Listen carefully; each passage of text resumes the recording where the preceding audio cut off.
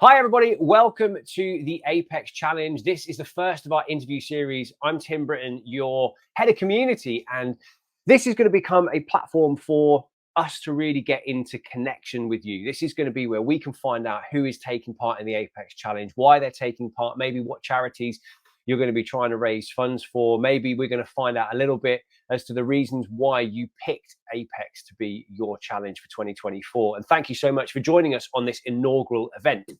Now, we're also going to be interviewing guest speakers, specialists in training, nutrition, motivation. We're going to be covering all different bases because we want to build the community around the Apex Challenge. And to say I'm a little bit excited about the first lady that I'm going to get to interview is a little bit of an understatement. She has traveled around the world. She has competed and taken part in many ultra endurance events.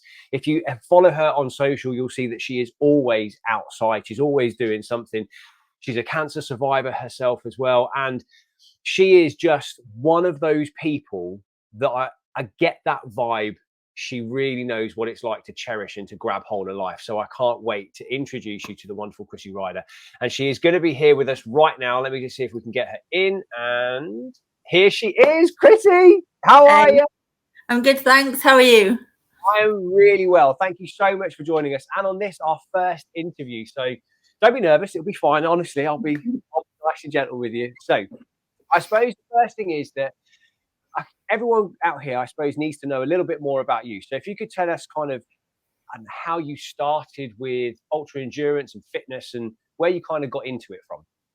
Okay, well, I used to be quite a bit of a bigger lady, although I've always trained quite regularly. It used to niggle me in January. I'd be at the gym and I'd been going 5 days a week for years, and people would look at me like, oh, she's just, it's her first day in the gym. I'm like, I've been here years. So I kind of wanted to do something to make a point that bigger girls are still fit and I wasn't what everyone thought.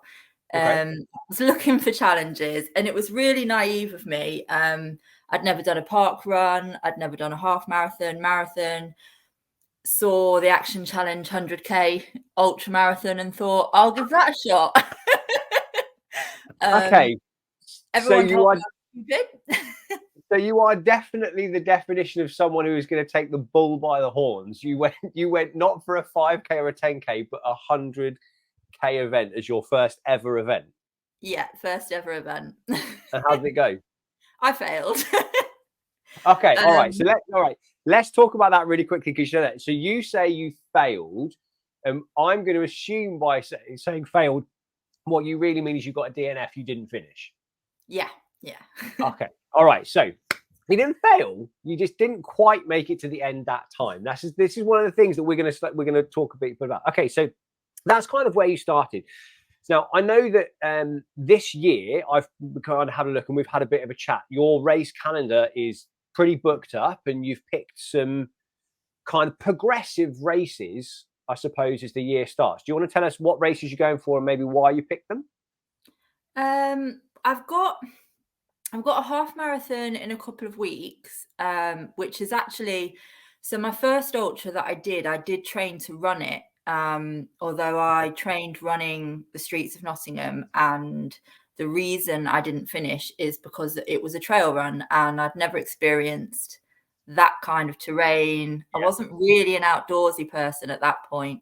And since then I've stuck to hiking events. So I've got this half marathon in a couple of weeks, which actually terrifies me because I don't feel like I'm a runner. And I feel like I'm going to be with runners, and there's a cut-off time, which I'm not used to. So that's kind of my first one in the calendar.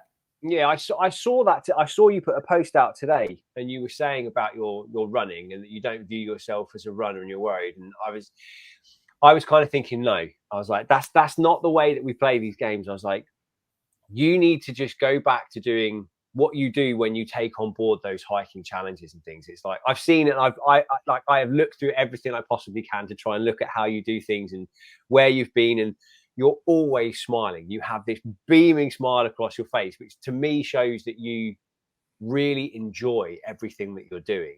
And that's Yeah. the first thing I think. And I think the rest of our community would back me up and say, absolutely, you've got to enjoy it, because the moment you relax into it, you'll realize that's what it is. And look, hey, running, it's just hiking. You're just doing it a little bit quicker.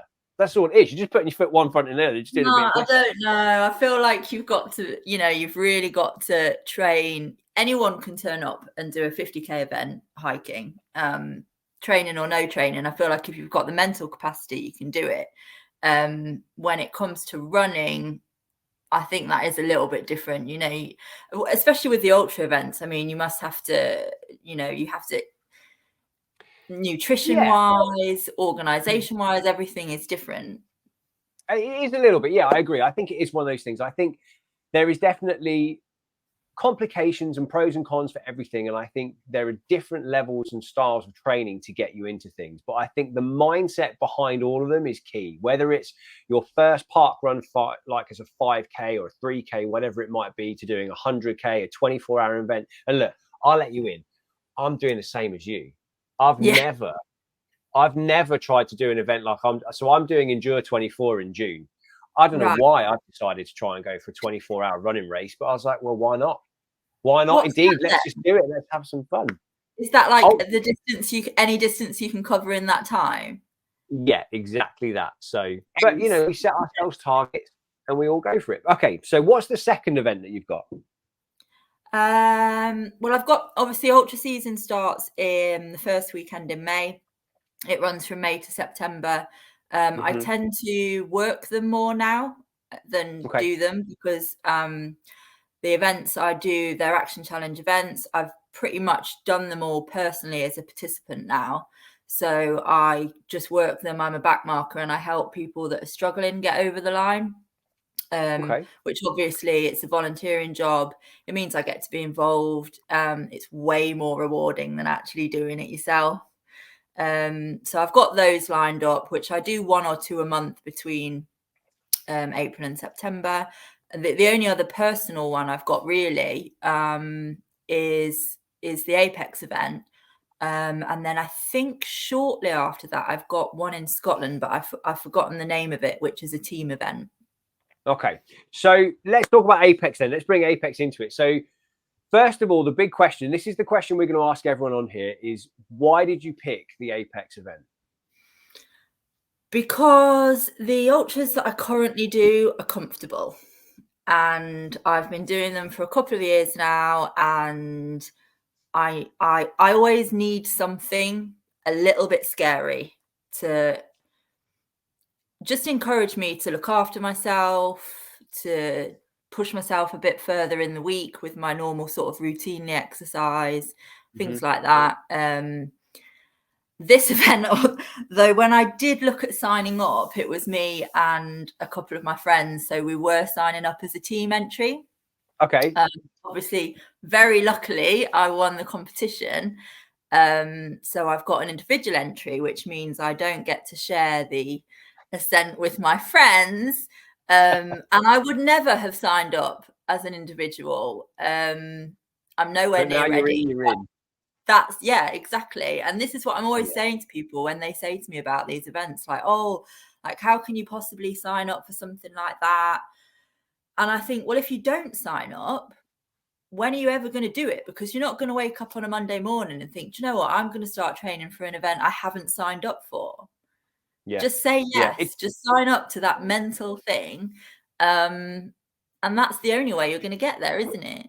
Yeah. I mean, would you agree that maybe that's probably one of the biggest barriers when it comes to, especially the ultra world? Would you agree that maybe trying or allowing yourself to say, yes, okay, I'm going to do it, and actually putting pen to paper or, your fingers on the keyboard and saying, yeah, I'm doing it, I sign up. Would you say that's possibly like one of the hardest things to actually do? And then once you've done that, the training, you just start to move and you start to follow through. Yeah, you have to. I just don't think absolutely any event at all, so long as it's not, 3 weeks away, just go for it, because that's the only way you'll get it done. Yeah. I had a friend that always said you need to have the fear. You've got to have that fear behind you, that driving force, because I always say it's the bit of the accountability as well. So whenever I say I'm going to do something to myself, that day I have to broadcast it, and I broadcast it to as many people as I can, going, I'm doing this. I'm doing this, because then I'm like, even if I haven't signed that paper, I've put it out there. I've got to do it. 100%. And then once you put it to paper, brilliant. Okay. So that's the Apex Challenge, and that's kind of why you've gone to it. So let's just kind of reel back a little bit, because you said something that kind of got me, where you were saying about, you try and say to people that they've just got to go for it. They've just got to do it. And you talk with such a passion and such a commitment, like it's the only thing in life that matters, is you've got to just go for it. Where does that kind of come from? Because I know you've obviously had quite a turbulent past, and physically that's happened within your body, but then mentally, I suppose that's obviously been a huge factor for you as well. Yeah. It's probably not the correct answer, but the first ultra I signed up to was just naivety. I learned a lot of lessons from it. And actually, when I started it, I was kind of judging everyone. So with the Action Challenge events, you all get your little bib, and it says what distance you're covering, whether you're doing it continuously over 2 days, whether you're a runner, a jogger, a walker. And I was set out from 100k continuous as a runner, and I'm looking at all of these other bibs thinking, doing it over 2 days, and just thought I was better than them. And I was going up a hill, probably about 60k in, and I was because I was going up a hill, I was walking, and I got chatting to an older lady, to put it politely, who I just assumed was out for a walk, until I saw her bib, and she was doing the 100k continuous, and she does it every year. She lives on, it was the Isle of Wight, the circular. She does it every year for fun. And I failed, and it goes to show you never know.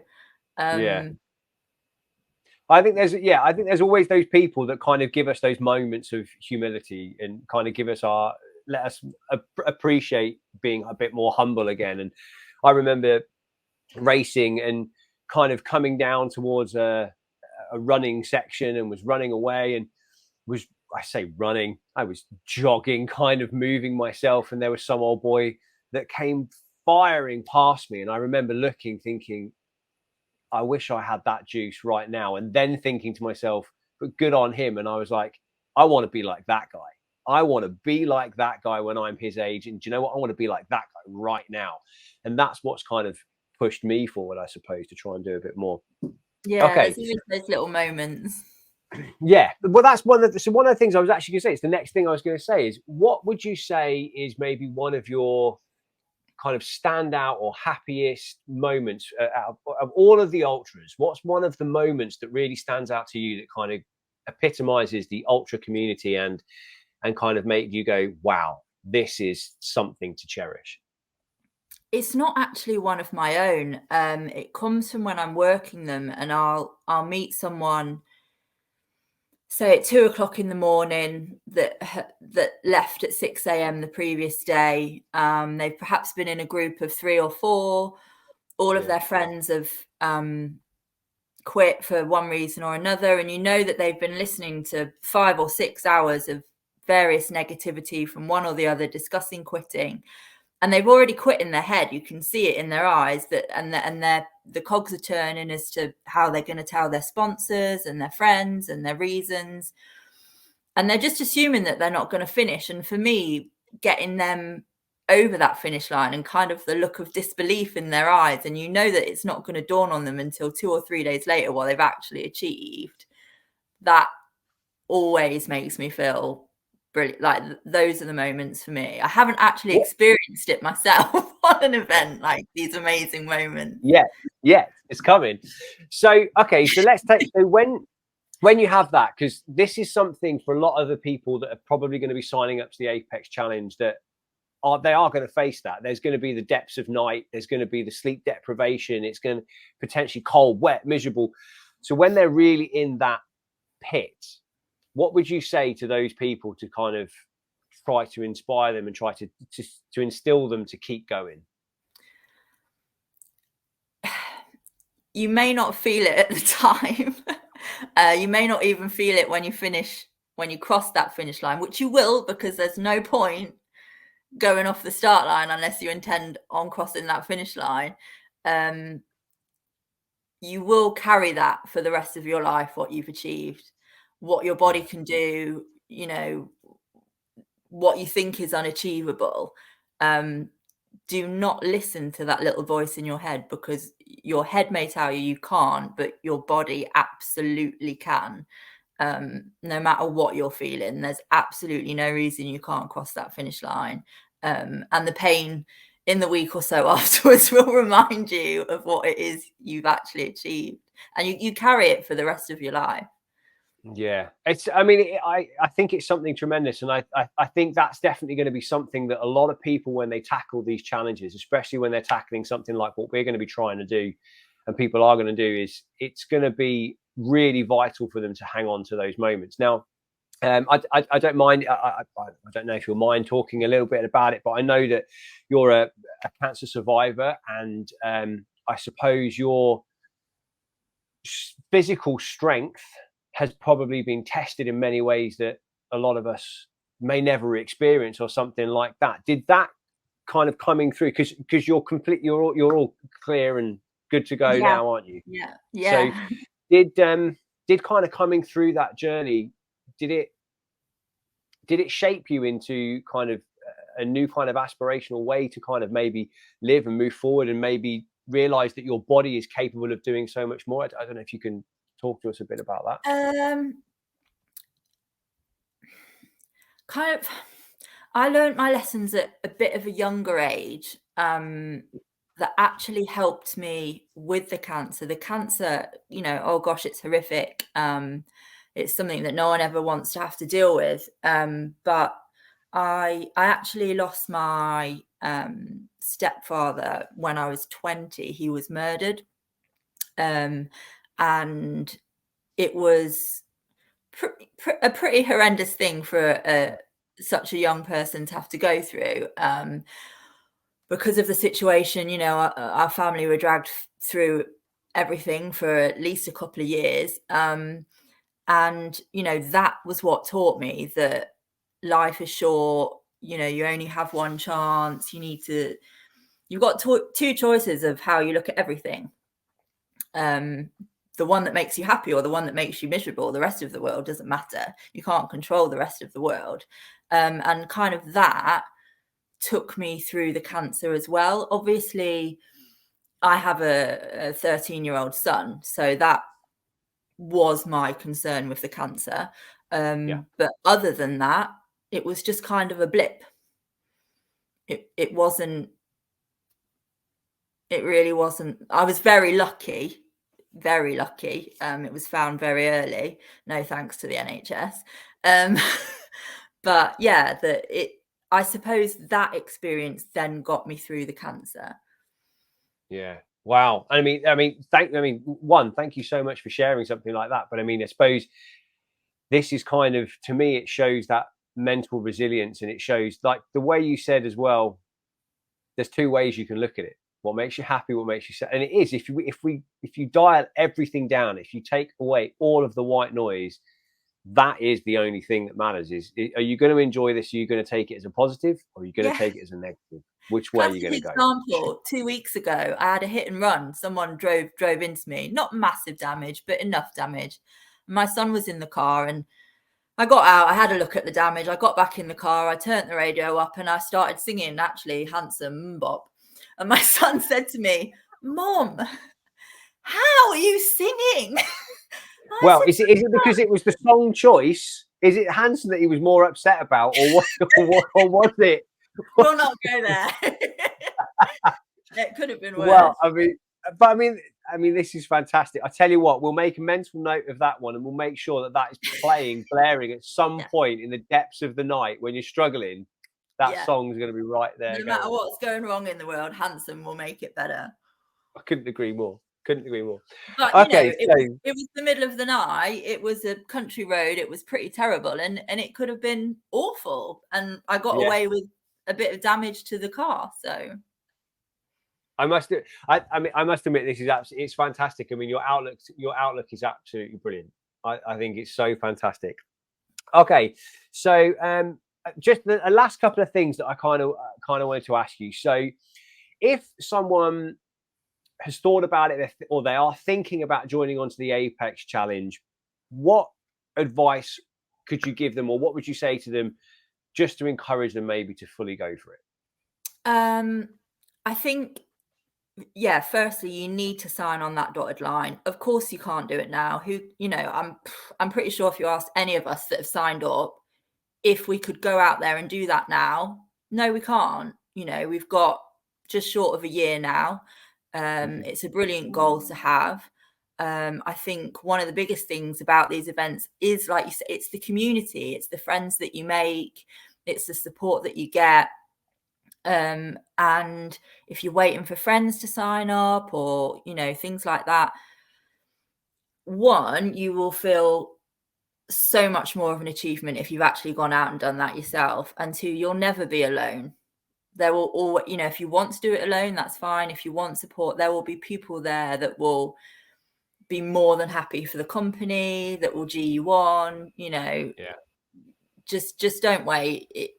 Events like this are life-changing. It'll be the best decision you make. Awesome, absolutely brilliant. Okay, and then one final question. Now, I did kind of mention it earlier on, and I said it was going to kind of come up in a conversation. You also have a real love of a particular cider, because if anyone looks on your Instagram, there's a wonderful post on there, a collation of cider being drunk around the world, but it's a particular brand of cider. Is this someone that we either need to try and push sponsorship for you from? Oh, definitely. No, they have been good to me every now and then. I've won like a scenic picture competition and got a couple of bottles for free. So I'm grateful. It's good stuff. Well, Chrissy, it's been an absolute pleasure to have you. It's been wonderful talking to you. Thank you so much. I really do appreciate it. All the best, and we will catch up again soon. So, listen, everyone, it has been absolutely fantastic. Thank you so much for joining us here on the first interview that we have been doing. There's going to be so many more of these to come. But like Chrissy says, if you haven't yet signed up for the Apex Challenge, anyone that's thinking about it, all you got to do is get on that dotted line. Make sure you like, follow, and subscribe to us on all of the socials. Comment, get involved, and help us to build that community here for the Apex Challenge. Thanks a lot, and we'll see you again on the next one.